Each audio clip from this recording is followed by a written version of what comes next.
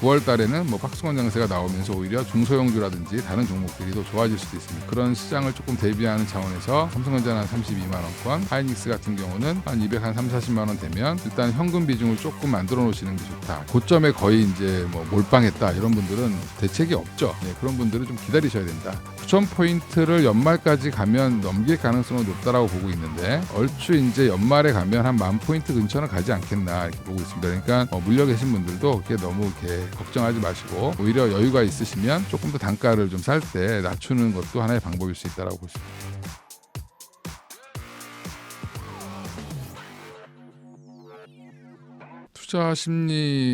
투자 심리도 좀 살아났고요.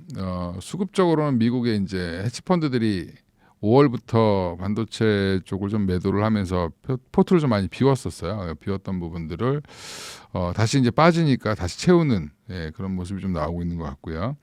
그래서 그들의 이제 이익 실현과 이제 순환매가 어떻게 보면 우리한테는 큰 충격으로 온 거죠. 그래서 삼성전자가 이제 사상 최대 실적을 발표했음에도 불구하고 주가가 더 빠지는. 근데 최근에 이제 미국의 우리나라만 삼성전자만 그런 게 아니고 마이크론도 실적 발표 이후에 많이 빠졌었고요. 그다음에 ASML도 최근에 실적 발표 이후에 빠졌고 TSMC도 한 2, 3일 정도 급락이 나오다가 반등이 나왔죠. 오히려 이제 가격을 한 10% 인상한다고 하니까 이제 급등을 했는데 이게 결국엔 그러면 실적이 좋았는데도 빠졌다라는 거는 그냥 그 기계적인 매도가 많이 나왔다라고 보시면 될 것 같고요. 그러니까 최근에 이제 우리나라의 전문가들도 그렇고 이제 해외 IB들도 그렇고 우리나라 매도가 조금 과하다라는 거죠. 이제 반도체 전체 섹터에 대한 매도세가 좀 과매도 구간까지 들어갔다라고 보는 것 같습니다. 그래서 필라델피아 반도체 지수도 20%대를 간신히 지키면서 반등이 나왔고요. 삼성전자 같은 경우는 35% 정도 빠졌다가 올라오는 거고, 그다음에 하이닉스는 한 40% 정도를 이제 빠졌다가 올라오는 부분이고, 마이크론도 그러면 안 빠졌냐? 마이크론도 32% 빠졌다가 올라오는 거예요. 고점 대비해서는. 최근에 이제 삼성전자, 하이닉스, 마이크론 중에는 하이닉스가 조금 더 ADR 때문에 더 많이 올라갔었기 때문에 기대감 때문에 올라갔던 부분들 때문에 좀 조정폭이 좀 컸다 보시면 되고, 샌디스크 같은 경우도 이제 그 랜드 쪽인데 이쪽도 마찬가지로 한 44% 이상 조정받았고요. 같은 랜드를 하고 있는 일본의 키옥시아는 53% 조정받았습니다. 그래서 반토막이 나고 다시 올라가는 모습이 나오고 있기 때문에 변동성은 좀 많이 컸다라는 부분인데, 또 재미난 거는 이제 샌디스크 같은 경우는 그렇게 44% 조정을 받았음에도 불구하고 올해 6배 올랐습니다. 그 얘기는 많이 올랐는데 그게 또 빠르게 올랐기 때문에 단기 차익 실현 매물들이 좀 많이 나왔다고 생각하시면 되고요. 지금 그래서 이제 하이닉스가 한 40% 조정 나오고 삼성전자 30% 넘게 빠지니까 이제 좀 안 좋은 얘기들이 계속 나왔죠. 항상 뭐 반도체 고점론도 얘기가 나오고, 그다음에 캐펙스 투자가 계속 이어질 수 있느냐에 대한 의문, 거기에다 이제 중국의 이제 문샷의 이제 케미 K3 이런 얘기 나오면서 여러 가지 이제 악재가 악재를 계속 부르는 상황이었는데, 사실은 다 해석해 보면 악재도 아닌데 이제 안 좋게 보는 거죠. 그냥 원래 주가라는 게 우리 가만히 생각해 보시면 6월 15일 고점 기준으로 해서 반도체가 빠지기 시작했는데 그때 이미 빠지고 나서 안 좋은 얘기들이 계속 나왔어요. 모건 스탠리 얘기도 그때 나오기 시작을 했고, 제가 여기 지지난주 나와서도 이제 말씀을 드렸었는데 빠질 때마다 오히려 안 좋은 뉴스는 더 나오게 돼 있습니다. 근데 오늘 또 갑자기 기사들 한번 쭉 보시면 갑자기 좋은 얘기들을 막 해요. 어제 오늘 이틀 반등 나오니까 좋은 얘기들 막 하면서 저평가됐다부터 시작해서 갑자기 이제 많은 증권사 센터장들이라든지 주요 이제 애널리스트들의 인터뷰를 이제 해놓은 기사들도 같이 나오고 하면서 저평가됐다, 낙폭과대다 이런 얘기들이 계속 나오고 있죠.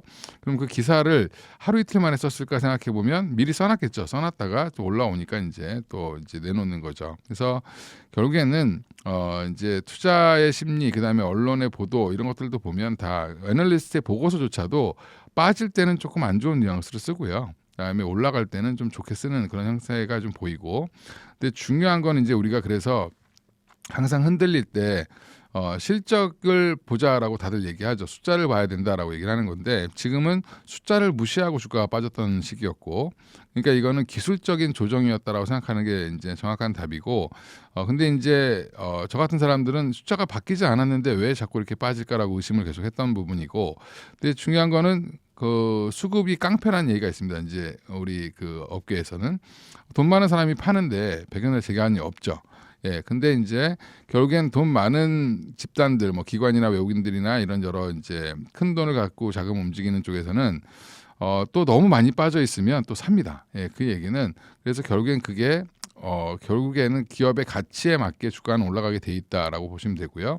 그 사이의 변동성은 굉장히 큰데 제가 이제 하이닉스가 40% 빠졌다가 올라오니까 야, 40%까지 조정을 주는 게 말이 되냐 이렇게 얘기하시는 분들이 있고, 야, 20% 이상 빠지면 추세가 완전히 꺾인 거 아니야라고 얘기하시는 분들도 있는데 이런 일들이 그러면 없었냐? 그동안 되게 자주 있었습니다. 자주 있었는데 우리가 다 까먹은 거죠. 예, 이제 엔비디아가 지금 작년 재작년이죠. 24년부터 해서 급등을 하기 시작해서 지금 뭐 50불에 있던 종목이 지금 뭐 이제 200불대 이상 올라와 있는 상황이고, 근데 그 과정에서 보면요, 2025년 1월 달에 보면 150불 넘게 올랐던 엔비디아가 80불대까지 빠진 적이 있었습니다. 예. 예, 그것도 거의 한 2달 가까이 이제 한 주 오르고 한 주 빠지고 뭐 2주 오르고 한 주 오르고 2주 빠지고 이러면서 계속 오르락내리락하면서 거의 이제 반토막 비슷하게 빠졌다가 다시 반등이 나오기 시작한 것도 있었기 때문에 그런 이제 20% 30% 조정은 언제든지 나올 수 있고요. 그 다음에 40%까지 조정도 한번 엔비디아도 한번 당하고 올라왔죠. 예, 그만큼 이제 아무리 돈을 잘 벌고 시장에서 주목받는 회사들도 이 수급 때문에 수급이 꼬여서 팔기 시작하면 예, 그런 이제 조정들은 언제든지 나올 수 있다라고 생각하시면 되고요. 이제 한 이틀 정도 올라오고 있는 상황인데 매수 사이드가 2번 뭐 이틀 연속 걸렸죠. 근데 이게 추세적으로 계속 이어질 수 있느냐 여부가 이제 앞으로는 더 관건일 것 같고, 많은 전문가들이 이제 말하는 걸 보면 그렇습니다. 이제 이번 주 알파벳을 이제 시작으로 해서 뭐 테슬라, 그다음에 마이크로소프트, 뭐 메타, 그다음에 아마존, 예, 이런 회사들이 이제 실적 발표를 이제 다음 주까지 계속 하죠. 7월 말까지. 거기에 이제 29일 날 우리 이제 하이닉스 실적 발표, 30일 날 삼성전자의 실적 발표. 거기에 또 29일 날 또 FOMC도 있어요. 그래서 7월 달에 이벤트가 엄청 많기 때문에 여전히 경계해야 된다라고, 그걸 확인해 봐야 된다라고 얘기하는 쪽도 여전히 있고요. 근데 이제 항상 보면 그거 확인하고 가자라고 하니까 먼저 오르죠. 예, 주식이라는 게 참 재밌는 건데 확인하려고 했더니 한 이틀 먼저 올려버리는 모습이 나오고 있는 상황이고요. 물론 이제 이게 며칠 더 이어지면서 한 7,200선 갖다 놓는 게 가장 중요할 걸로 보이고 있고요. 지금은 그동안 우리가 이제 되게 힘들었던 구간이 되게 긴 것 같은데 사실상 힘드셨던 거는 아마 2주 정도였을 겁니다. 예, 이번 주 월요일까지 해서 한 2주 정도 되게 많이 힘드셨던 것 같고, 초반에 지금 조정은 한 4주 정도 받았고요. 지금 5주차에 지금 반등이 나오고 있는 거기 때문에 한 달 조정 받고 다시 올라가는. 그러니까 우리가 예전에 우리 전쟁 때 보면 뭐 한 주 빠지고 한 주 오르고 뭐 이렇게 하면서 그때는 약간 그래도 박스권 조정이었는데 이번에는 거의 가격 조정이 같이 와버렸죠. 그래서 조금 더 많이 이제 마음 상하신 분들도 많고, 그다음에 힘드셨던 분들도 많고, 야 니들 좋다며 왜 이렇게 빠져 이렇게 얘기하시는 분들도 많았겠죠. 예. 근데 이제 이런 것들도 어떻게 보면은 급등, 우리나라가 이제 주가 지수가 연초에 4,000포인트 정도였어요. 근데 지금 뭐 2배 이상 갔죠. 6개월 만에 2배 이상 갔기 때문에 그런 부분들에 대한 이제 급격한 차익 실현도 나올 수 있는 상황에서 나왔다라고 보시면 되고요. 이게 완만한 조정이면 참 좋은데 항상 시장은 우리가 원하는 대로 움직이지 않는다. 그래서 저도 4주 정도 조정을 받을 거라고 예상을 했는데 좀 쉬어가는 7월 달은 좀 쉬어가는 구간이 되겠구나라고 이제 예상을 해서 말씀을 이제 여러 방송 매체에서 말씀드렸는데, 저도 이렇게까지 가격 조정까지 이렇게 심하게 줄 줄은 몰랐다라고 저도 이제 말씀을 고백을 드리고, 저는 이제 어느 정도 가격 조정이 나오면 기간 조정을 좀 받다가 올라가지 않겠나 했는데 그 폭이 더 컸습니다. 그러니까 항상 예측하는 것보다 조금 더 과한 게 시장이다라고 생각하시면 되죠. 그래서 올라갈 때도 좀 과하게 올라가고요, 떨어질 때도 좀 과하게 떨어지는, 그래서 지금 다시 정상화하는 과정으로 좀 가고 있지 않나 이렇게 생각하고 있습니다. 물론 이제 또 내일 또 갑자기 또 급락, 뭐 전쟁 이슈다 뭐다 하면서 또 급락을 시킬 수도 있는데, 지금 유가가 튀고 금리가 튀었는데도 불구하고 미국 시장에서는 일단 그걸 무시하고 실적에 좀 집중하는 것 같고요. 그다음에 이제 제가 이제 그렇게 말하는 근거는 주로 주요 IB들이 이제 톤이 바뀌었어요. 그러니까 불과 한 일주일 전만 1, 2주 전만 해도 약간 이제 반도체에 대한 안 좋은 얘기, 캐펙스 투자가 진짜로 이루어질 수 있느냐, 그다음에 여러 가지 이제 부정적인 이제 의견들을 제시하던 IB들이 지금 이번 주 들어서면서부터 지난주 말 뭐 이번 주 들어서면서부터 지금 과매도 구간에 대한 경고를 계속했고요. 그다음에 밸류에이션 자체가 문제가 없고 오히려 지금 파생 상품에 의한 이제 우리가 이제 흔히 지금 얘기하고 있는 단일 종목 레버리지 ETF의 청산에 따른 낙폭이 좀 과대했다라는 부분들을 다 인정을 했다라는 거죠. 그래서 그런 것들을 이제 외국계 IB, 우리나라 증권사들에서는 그런 얘기 많이 했는데 중요한 건 외국계 IB들이 그렇게 얘기를 해주는 게 중요하죠. 그래야 이제 외국인들이 이제 사야 되겠구나라는 생각이 드는 거고, 그다음에 오늘 이제 매수 동향을 좀 마지막까지 확인해 봐야 되겠지만 최근에 외국인들이 굉장히 소극적으로 바닥에서 좀 샀습니다. 이제 코스피를 샀는데 오늘은 좀 과감하게 좀 사고 있어요. 그래서 오늘도 한 뭐 1조 이상의 매수세가 들어온다라고 하면 그래도 어느 정도 이제 뭐 빠지더라도 전저점을 깨거나 추세를 또 이탈시키는 그런 모습은 나오진 않을 것 같고요. 지금 7월 말까지 이제 물론 이벤트 상으로 이제 여러 회사들 빅테크들이 캐펙스 투자를 늘리지 않겠다라는 얘기가 나오면 또 빠질 수 있습니다. 예, 근데 늘리겠다는 얘기를 계속 할 가능성이 높고요. 그것도 IB들이 다 예측을 했는데 여전히 예측치는 좋고요. 그러면 이제 발표할 때 실적이 안 좋게 나오면 혹시 또 투자를 줄이는 거 아니야 이런 얘기들을 할 수 있죠. 근데 이제 미국 기업과 우리나라 기업이 좀 다른 점이 있는데 우리나라는 실적이 안 좋으면 감춥니다. 예, 그래서 실적날 빵 터뜨리죠. 예, 근데 미국은 어떻게 하냐면 주요 이제 큰 기업들, 대기업, 미국의 대기업들 이제 시총이 큰 기업들은 본인이 실적이 안 좋을 것 같으면 미리 얘기를 좀 해요. 예, 그래서 시장에 좀 먼저 충격을 차라리 먼저 맞습니다. 매를 먼저 맞고 실적 당일날은 오히려 더 안 빠지는 형태로 나오는데 최근까지 아무런 코멘트가 없었습니다. 이 빅테크 회사들이 그 얘기는 어느 정도 가이던스에 부합하는 정도의 실적은 나올 걸로 예상을 하고 있고 거기에 이제 그러면 그렇게 실적이 나온다라고 하면 다시 이제 반도체 투자라든지 AI 투자를 조금 더 가속화시킬 수 있는 근거가 좀 될 수 있기 때문에 그런 이제 이벤트만 잘 소화한다라고 하면 8월에는 좀 괜찮은 랠리가 좀 나올 가능성도 있다. 그래서 8,000포인트까지는 무난하게 반등할 가능성이 있는데 7,800에서 한 8,000포인트. 근데 그때 가면 좀 둔화될 수 있습니다. 그러니까 지금은 여기서 바로 이제 바닥 탈출했으니까 조정 끝났으니까 계속 뭐 고고하면서 전고점 뚫을 거야라고 기대하지 마시고 그거는 또 한 번 단계를 거쳐야 되는데 그 이유는 이제 한 7,800에서 한 8,000 넘어가기 시작하면 많은 분들이 거기에 이제 물려 있는 분들이 있습니다. 이제 한마디로 그 가격에 사서 못 파셨던 분들이 이제 있기 때문에 보통 투자들의 심리가 본전이 되면 팔고 싶어 하세요. 예, 특히 이제 고점에 사신 분들은 그래서 이제 그런 물량들을 소화하는 과정이 좀 필요하고요. 그럼 새로운 주주들이 들어와서 그걸 사줘야 되죠. 예, 그런 것들이 좀 필요하고 레버리지 ETF 얘기를 계속 할 수밖에 없는 상황이긴 한데 단일 종목 레버리지 ETF 같은 경우도 특히 이제 SK하이닉스가 거래가 좀 많았으니까 SK하이닉스 기준으로 보면 한 7,800에서 8,000 사이에 굉장히 많이 있습니다.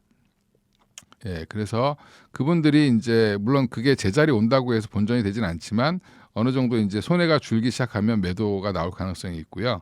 그거는 그럼 결국엔 또 주식 파생이라 주식 선물과 파생 옵션에 또 영향을 좀 주기 때문에 그 물량을 소화하는데 시간이 좀 걸릴 수도 있다. 그래서 만약에 지금 주식을 뭐 100% 갖고 있거나 삼성자이언츠를 너무 많이 갖고 계신 분들 이제 이런 분들은 곧 한 고무력 한 7,800에서 한 8,000포인트 갔을 때 좀 현금을 좀 만들어 놓다가 또 한번 대비를 하시는 그러면 이제 또 박스권 장세가 나올 수도 있거든요. 당분간. 그러면 이제 뭐 9월 달에는 뭐 박스권 장세가 나오면서 오히려 중소형주라든지 다른 종목들이 더 좋아질 수도 있습니다. 그래서 그런 시장을 조금 대비하는 차원에서 뭐 삼성전자는 한 32만 원권, 뭐 하이닉스 같은 경우는 한 230, 40만 원 되면 일단 현금 비중을 조금 만들어 놓으시는 게 좋다. 이제 이익권에 있는 분들 아니면 너무 고점에 많이 사신 분들은 그때라도 조금은 손해가 나더라도 현금을 좀 만드시는 건 맞지 않나 생각하고 있습니다. 가기가 가겠죠. 근데 시간이 오래 걸릴 수 있으니까 예, 시간이 오래 걸리고 고점에 물린 분들을 어떻게 책임져라 이렇게 얘기하는 거는 어렵습니다. 이제 그건 이제 뭐 어떻게 할 수는 없는 거고. 근데 이제 물려도 대형주에 이제 주도주에 물리면 기다리면 예, 그 가격은 넘어갈 수 있죠. 근데 기다릴 수 있으면 되는데 기다릴 수 없는 분들은 뭐 이제 자금이 있으면 조금 더 낮은 가격에 사시면 되고, 그래서 단가를 좀 낮추실 필요가 있고요.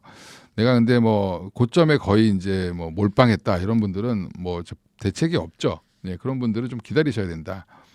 저는 9,000포인트를 연말까지 가면 넘길 가능성은 높다라고 보고 있는데, 얼추 이제 연말에 가면 한 10,000포인트 근처는 가지 않겠나 이렇게 보고 있습니다. 그러니까 물려 계신 분들도 그렇게 너무 이렇게 걱정하지 마시고, 오히려 여유가 있으시면 조금 더 단가를 좀 쌀 때 낮추는 것도 하나의 방법일 수 있다라고 볼 수 있습니다. 그나마 긍정적인 거는 최근에 이제 미국에 상장되어 있는 뭐 D램이라든지 EWI 같은 이제 ETF들, 우리나라 시장에 투자하는 ETF들이 자금이 급격하게 들어오고 있어요. 그 얘기는 이제 미국 시장 내에서도 우리나라 시장에 대한 관심이 좀 높아졌다라고 보시면 될 것 같고요. 뭐 우리는 난리 났었는데 왜 미국 애들은 이제 아냐? 예, 이제 압니다 원래.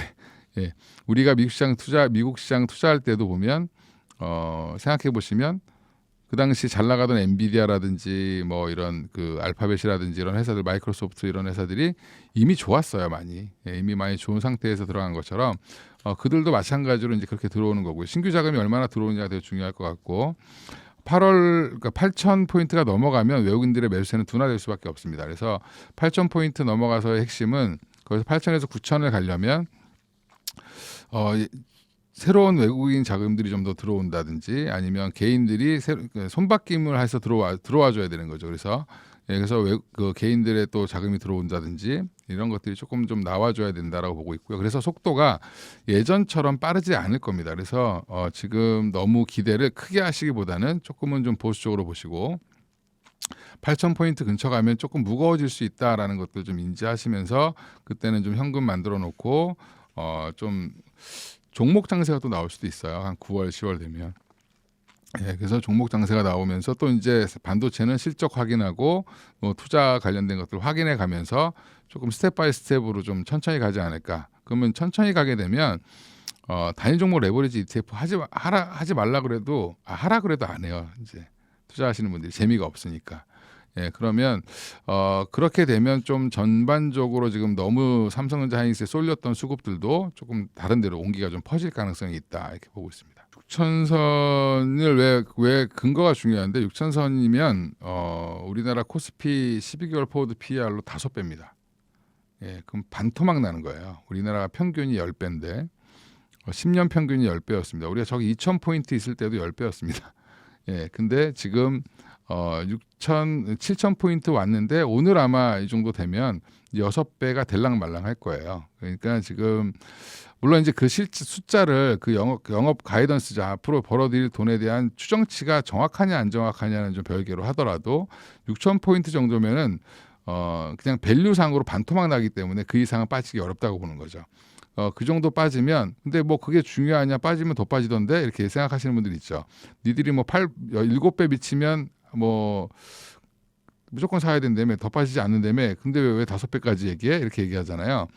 얘기하실 수 있는데, 그래도 그걸 자꾸 말씀드리는 거는 5배 정도가 되면요, 그러면 무조건 사러 들어오는 또 기관들이 있습니다. 그 숫자를 보고. 외국인들도 있고. 그래서 큰 자금들은 그런 숫자를 확인해 가면서 들어오기 때문에 지금 외국인들이 갑자기 뭐 다 팔아놓고 이제 빠지니까 산다 이게 아니라, 팔 때는 비쌌으니까 자기들이 이제 수익이 많이 나서 팔았는데 리밸런싱 하고 나서 보니까 뭐 자기께 빠지면서 주가가 이제 내려오니까 비중이 줄었겠죠.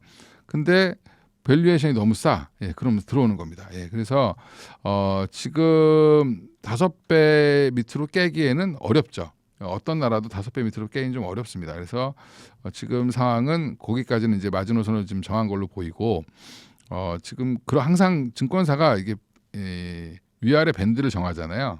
그럼 하단을 터치하는 경우는 거의 없고요. 상단을 터치하는 경우도 잘 없습니다. 예, 그래서 조금 러프하게 잡았다 이렇게 생각하시면 될 것 같습니다. 근데 그 시티그룹의 그 의견들을 보면 내용을 우리는 이제 결과만 보잖아요. 그래서 이제 뭐 한 단계 낮췄다더라, 뭐 아니면 조금 보수적으로 본다더라 이렇게 나오는데, 시티그룹의 근거는 뭐냐면 전술적으로 보수적으로 본다. 전략적이 아니라 전술적이라는 거는 단기적으로 여러 가지 이슈들이 해소되는 걸 좀 보겠다라는 겁니다. 그래서 지금 시장이 다시 더 좋아지면 시티그룹도 뷰를 더 바꿀 가능성이 높고요. 여전히 이제 12개월 포워드라는 게 더 중요합니다. 이게 앞으로 1년 뒤에 12,500 간다는 얘기지 당장 12,500 간다는 얘기 아니라는 거 꼭 알아두시면 좋을 것 같고, 저는 여전히 긍정적으로 보고 있고요. 올해 연말에 우리 전고점이 9,300포인트 이상은 돌파할 가능성 충분히 있다라고 보고 있고요. 그거의 근거는 결국에는 우리나라 기업들이 지금 굉장히 돈을 잘 벌고 있어요. 잘 벌고 있고, 지금 우리나라 수출입 데이터도 계속 이제 발표하는 거 보면, 우리 지금 경상수지가 1,000억 달러 정도 넘어가면 서프라이즈라고 얘기하거든요. 근데 작년에 1,200억 달러 돌파했어요. 그것도 4분기에 삼성전자 하이닉스가 실적이 좋으면서 그렇게 올라간 건데, 올해는 지금 5월까지 집계가 1,500억 달러가 넘었습니다. 예, 그래서 올해는 아마 3,000억 달러도 돌파 가능하지 않겠냐라는 얘기들이 조심스럽게 나오고 있기 때문에, 만약에 그렇게 되는 와중에 우리 주가 지수가 떨어진다는 것 자체가 말이 안 되죠. 예, 그래서 돈을 계속 더 잘 벌고 있습니다. 우리나라 삼성전자 하이닉스만 잘 버는 게 아니라 지금 뭐 화장품 섹터도 굉장히 돈을 잘 벌고 있고요. 그다음에 이제 정유도 굉장히 돈을 잘 벌고 있고요. 기타 섹터들도 산업군들도 굉장히 다 좋습니다. 전반적으로 조선도 잘 벌고 있고, 그다음에 뭐 방산도 잘 벌고 있고 다 잘 벌고 있는데 근데 왜 주가는 이 모양이냐 이렇게 얘기하실 수 있는데, 지금은 너무 잘 벌고 있는 삼성전자 하이닉스만 눈에 보이는 거죠. 예, 항상 그 미임대라고 보시면 돼요. 주식시장은 어떤 게 더 예쁘냐, 더 예쁜 쪽으로 자금이 더 쏠리는 거고요. 고만고만하게 예쁘면 진선미를 가리면서 가는데, 지금 이제 독보적으로 이제 너무 예쁜 미인이 하나 생기는 바람에 나머지가 다 이제 소외받았다라고 생각하시면 될 것 같고요. 그다음에 여전히 시장에 부담을 좀 주는 거는 미국의 이제 국채 금리라든지 이런 것들이 부담을 주고 있기 때문에, 전쟁 이슈도 아직 안 끝났고, 전쟁 때문에 결국엔 금리를 건드리기 때문에 그런 겁니다. 전쟁이 나서 뭐 유가가 오르락 내리락 하는 것도 일시적일 거다라고 보면 상관없는데, 전쟁 끝났다라고 하고 유가가 한 60불대까지 빠졌을 때도 금리는 안 빠졌습니다. 그래서 이 금리가 어떻게 되느냐가 더 중요하고, 그래서 지금은 뭐 실적에 뭐 지금 뭐 여러 가지 얘기들 계속 하고 있지만, 향후 이제 연준이 기준금리를 뭐 동결할 거냐 아니면 보험적 인상을 한번 할 거냐 이런 것들을 좀 보시는 게 중요하고요. 인상하면 어떡하지? 그러면 주식 다 팔아야 되는 거 아니야? 이렇게 생각하시는 분이 있는데, 보험적 인상을 하면 아마 주가는 더 갈 겁니다. 예, 그래서 아마 올해 한 번 정도 9월 달에 올릴 가능성도 있다라고 보고는 있는데, 그거는 보험적 인상은 더 많이 떨어뜨리기 위해서 지금 일시적으로 인상시킨 거다라고 이제 예측을 하게 되면 시장이 그렇게 지금 바라보고 있기 때문에, 인상을 하든 아니면 동결을 계속 유지하다가 뭐 내년에 뭐 금리를 인하하든 오히려 그러니까 시장은 좀 긍정적으로 받아들일 가능성이 있습니다. 지금 여러 가지 여건들이 있는데, 뭐 캐비넛 씨가 지금 TF팀 만들어서 여러 가지 하고 있는데, 그 중에 하나가 뭐냐면 AI가 이제 생산성 향상에 얼마나 도움이 되느냐라는 게 지금 지표가 없어요. 근데 그 지표를 지금 아마 만들고 있지 않나 이렇게 보고 있습니다. 이제 점차 줄어들 수 있죠. 지금 출시된 지 한 달하고 좀 보름 정도 됐죠, 그죠? 예. 근데 그 사이에 많은 분들이 이제 성공보다는 실패를 많이 하셨겠죠. 예. 근데 그거를 결국엔 누가 가져갔냐면 뭐 외국인들이나 일부 기관들이 가져갔겠죠. 예. 그 얘기는 무슨 말이냐면, 본인들이 실패를 많이 하게 되면 그거에 또 집착해서 계속 하시는 분도 계시겠지만, 이거 되게 위험한 거다라고 인지하면 좀 이제 팔고 나가시는 분들이 많이 나올 수밖에 없고요. 물론 이제 고집스럽게 계속 갖고 계신 분들도 있습니다. 근데 가만히 갖고 있다고 해서 이제 레버리 상품이 올라가면 그만큼을 반응해 주냐라고 하면 그게 아니다라는 걸 알죠. 예, 그래서 이제 위험한 물량들은 좀 정리가 된 걸로 본다라고 지금 얘기를 하고 있는 것 같고요. 그다음에 거래 조건이 계속 강화되고 이렇게 하다 보면 투자자들의 쏠림 현상은 조금 더 완화될 걸로 보고, 그리고 지금 삼성전자 하이닉스가 제가 아까 말씀드린 것처럼 한 8,000포인트 정도 근처 가면 무거워질 수 있습니다. 삼성전자 하이닉스도. 그러면 무거워지면 주가 변동성이 줄어들죠. 예, 그렇게 되면은 변동성이 줄어드는 시장에서 레버리지 상품은 매력이 없습니다. 예, 그러면 그때 되면 오히려 더 하라 그래도 아마 안 할 겁니다. 그래서 여러 가지 면으로 청산이 일부 이제 그 최근에 고점에서 투자해서 물리셨던 분들이 대부분 청산이 됐다라고 보는 거예요. 지금 JP모건에서는. 예, 그래서 그런 것들을 좀 감안하시면 이제는 조금 큰 이제 점차 거래량은 좀 줄어들지 않겠나 이렇게 보고 있고요. 8월 달에 이제 시행하는 뭐 3천만 원 현금 내탁 보유잔고, 예탁 보유잔고를 한 3천만 원까지 갖고 있어야지 투자할 수 있다라고 하는 부분도 실질적으로는 한 지금 기존의 1,000만 원 주식 다 포함해서 1,000만 원이었던 거랑은 좀 다르죠. 그러니까 한 5천에서 5천만 원 이상의 효과는 있을 거라고 보고 있고요. 그러면 또 이제 소액주주들 분들은 오히려 지금 이쪽에 참여할 수가 없게 되죠. 예, 그 물량이 그럼 생각보다 무시 못하는 물량이 많습니다. 제가 주변에 보니까 뭐 제 아는 기자분들 뭐 그 외에 이제 20대, 30대 아는 이제 어린 친구들도 이걸 다 하고 있더라고 보니까. 예, 그 물량이 사실은 돈은 뭐 얼마 안 되는 거 가지고 하지만 이게 모여 되게 많아지는 거거든요. 예, 그런 물량들이 조금 정리가 되면 좀 큰 자금들이 움직여서 와서 하면 변동성이 좀 줄어들 수 있습니다. 오히려 그런 것들은 조금 그래서 저는 뭐 긍정적으로 보고 있고요.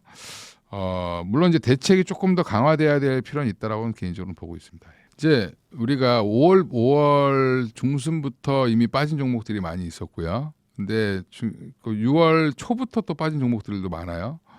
근데 이제 현대차가 됐든 뭐 중소형주가 됐든지 간에 보면 대부분 다 그 50% 고점 대비 한 50% 이상 조정을 받았는데 그 이유가 제가 이제 좀 답답한 부분인데 금융당국에서 좀 모르시는 것 같은 부분이 뭐냐면 이게 레버리지 ETF 때문에 지수의 변동성이 커졌다 아니면 삼성전자 하이닉스의 변동성이 커졌다 그거보다는 레버리지 ETF 이제 단일 종목 레버리지 ETF의 영향은 다 다른 종목의 수급을 뺏어갔다라가 정확합니다.